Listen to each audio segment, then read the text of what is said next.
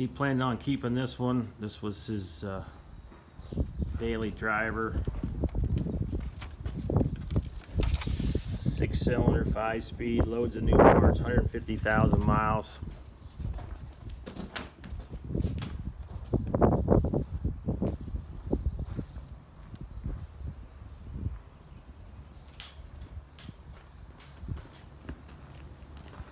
We just put the doors on yesterday. I don't think the doors have been on for years. But the body looks good. It's just sun bleached.